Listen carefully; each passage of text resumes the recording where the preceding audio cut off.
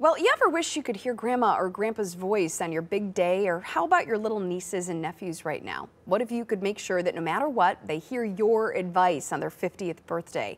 Well, an interactive app is making that a reality. Here now to tell us all about ImmortalFuture is founder and CEO Henry Asselin. Henry, thanks for joining us this morning. Good morning. I'm very excited to be here with you guys. Great to have you here. So Henry, tell us about how this app works. The app itself is called FutureWave, and how is this different from iCloud, just keeping messages digitally? Absolutely. iCloud is not designed for family use case exclusively.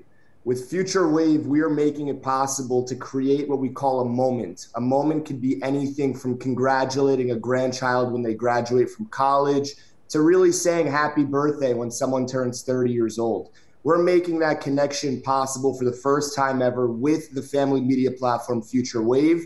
And again, it's basically coming together with these different types of media for targeted moments in the future.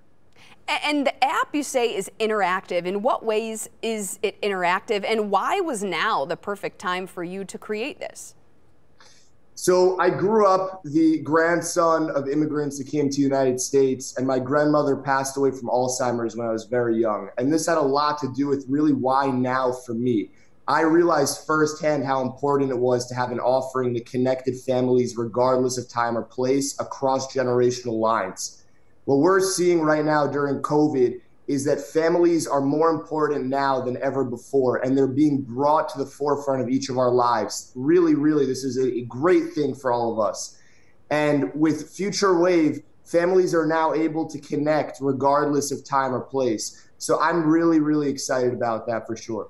And we're seeing that even now here in Metro Detroit. We're seeing families needing to communicate overseas, and I know the challenges of doing that. And you talked about your grandmother. Talk to us about that personal experience and how her diagnosis was an inspiration for creating this piece of technology. My grandmother's diagnosis was extremely tough for my siblings, for myself, for our entire family. Just like many Americans and many people in the world, we had no idea how to connect with our grandmother. Our grandmother was at one point a phenomenal cook. Our grandmother was at one point an immigrant that came from England. All of those details and aspects of her life, we had no opportunity to learn about.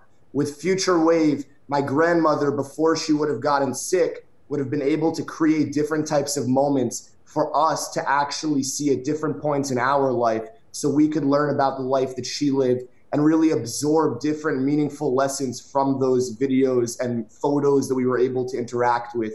All the while, there is that collaborative, interactive element where you're also able to go in and comment and reflect on different posts that your family members have sent for you to see. And with an app that stores such personal, precious memories, I'm sure people are going to want to know about security. So how do you make sure that the content on the app is secure and safe? That's the most important element of FutureWave to us as a company. I'm using the platform. My entire team and their families are using the platform. It was designed really for our families to use first and foremost. And we then realized how awesome it would be to bring it to the rest of the world. The security practices of FutureWave are top-notch, top industry standard, even above industry standard.